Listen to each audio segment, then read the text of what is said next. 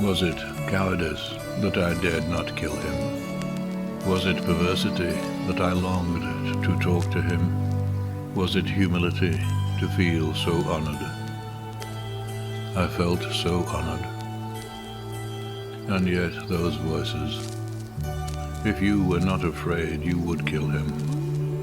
And truly, I was afraid. I was most afraid. But even so, honored still more, that he should seek my hospitality from out the dark door of the secret earth.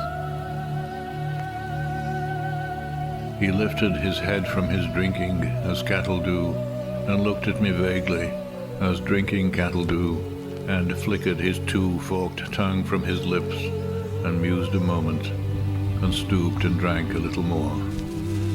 Being earth-brown, earth-golden, from the burning bowels of the earth, on the day of Sicilian July, with Etna smoking, the voice of my education said to me, he must be killed.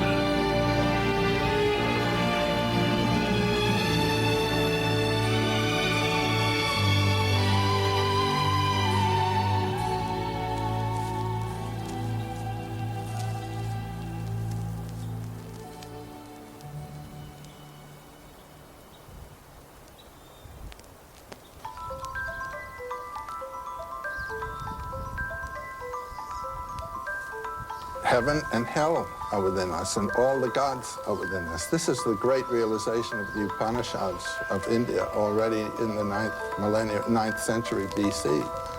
All the gods, all the heavens, all the worlds are within us. They are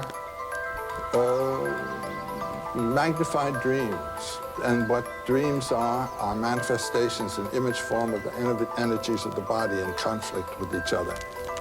And that's all myth is. Myth is a manifestation in symbolic images, metaphorical images of the energies within us, moved by the organs of the body, in conflict with each other. So when we dream, are we fishing in some vast ocean of mythology that it goes down and down and down.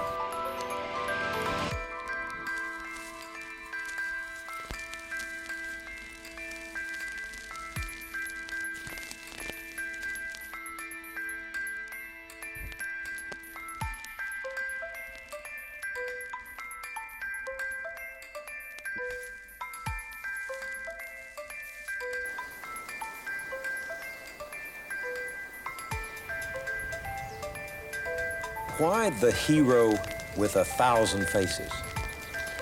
Well, because there is a certain typical hero sequence of actions detected in stories from all over the world and from many, many periods of history.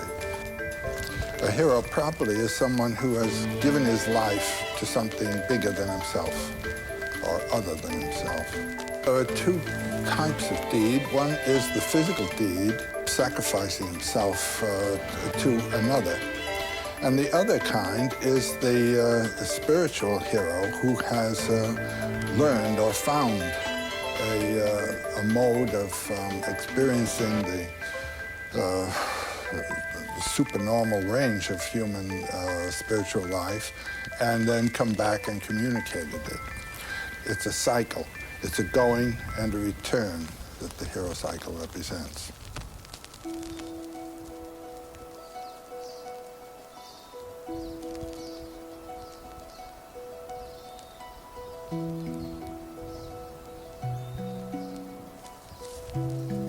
So what you're saying is if there are not dragons out there, and there may not be at any The real moment, dragon is in you.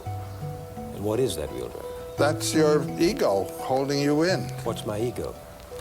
What I regard as the aim of my life and so forth. It might be too small. It might be that which pins you down. And if it's simply that of doing what the environment tells you to do, it certainly is pinning you down. And so the environment is your dragon as it reflects within yourself.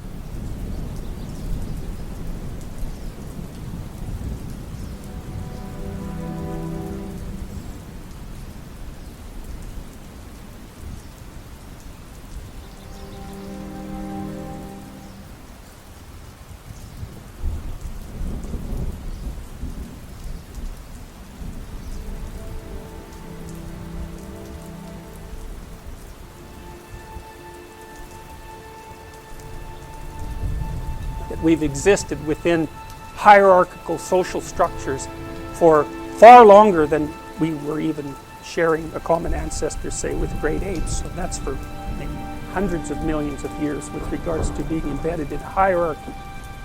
So then the question is something like, well, if we're embedded in a hierarchy, and we have been forever, that's about 350 million years, by the way, is there a set of attributes that tends reliably to move you up the hierarchy? Because if there is, you see, going up the hierarchy increases the probability of reproductive success.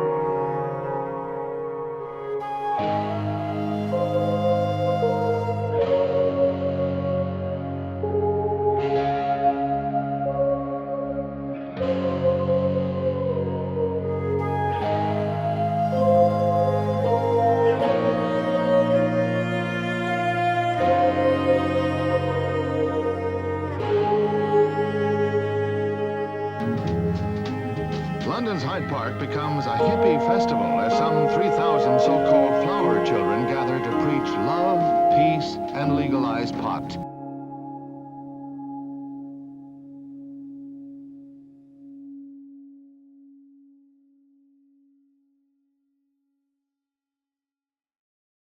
My friend and I put on our backpacks, all our packing gear, and we were going up to the mountains. We just took the wrong road in Penasco, and we're going up this dirt road. So this funky 55 pickup comes rattling along with this guy with his flop hat and feathers in his hair and leathers and long hair and two dogs in the back yapping and everything. Told, jump in. So we jumped in, and he says, well, here, I'll give you guys a place to stay tonight. You don't have to go up there. It was already about 5. And so we went up there, and I stayed. You depended on each other, a collective unit and it touched me off. It made my sensitive, you know. I've grown up with animals, you know. I got a lot of animals, and I've always been sensitive to people who care about other animals, you know. Human beings are like, you know, the worst sort of, you know, the vibrations and all that. If you can get along with humans, that's cool. But if you have a communication with animals, then you're one step above that. Like I said, stepping off the edge, man, is a challenge, you know. Is actually get to meet all these strange people, get them to like you, get involved, show them what you're worth, your productivity, etc. And then it becomes like a bond. Boy, we had a strong brotherhood, man.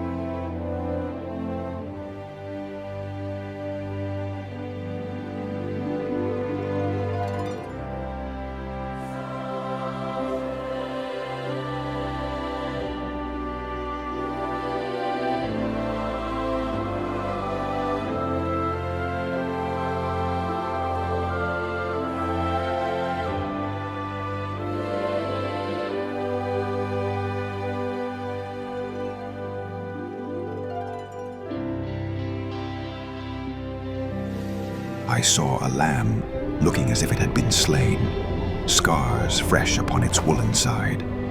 He had 7 horns and 7 eyes, which are the 7 spirits of God sent out into all the earth, symbols of power complete and sight unblinded.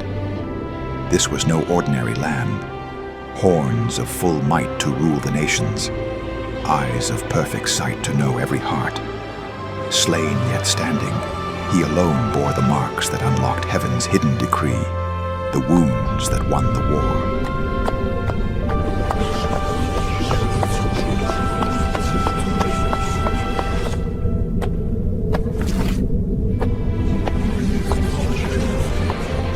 He came and took the scroll from the right hand of him who sat on the throne, the sovereign of all, whose fingers released it without resistance or regret. In that moment, the air of eternity held its breath, as if time itself paused to witness. The one who had poured out his life in a garden's agony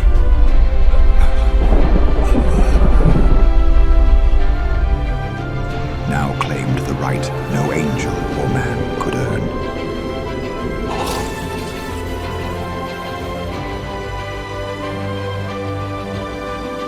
Why him alone? Because in his wounds lay the blood that ransomed every tribe and tongue from the slave markets of sin, the price that sealed destinies turning toward grace. The seals stood for judgment and mercy from God, but they yielded to him. The first seal split, showing how his death unlocked everything.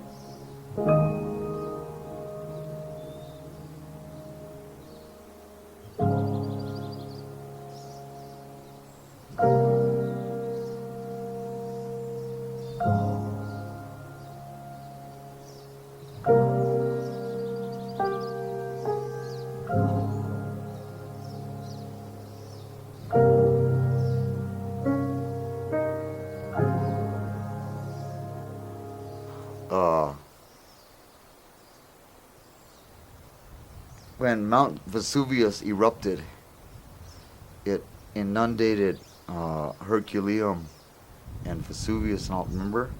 Okay, when this ended, it ended. I mean, drastically, just not overnight, but like all of a sudden. If you could pick up your stuff, and you were lucky if you had a truck or something. Most of us didn't have vehicles, and then, you know what happened? Too many different sort of groups of people. This gang came in there one time from New York City, dressed like us in full leathers and they're packing pieces and all this stuff. And they were shooting up and raising hell in Ojosarco, and there was shootings and violence and with the Chicanos and all that. What did it say to you? Get out. Bye-bye. My wife was pregnant, man. I'm gone.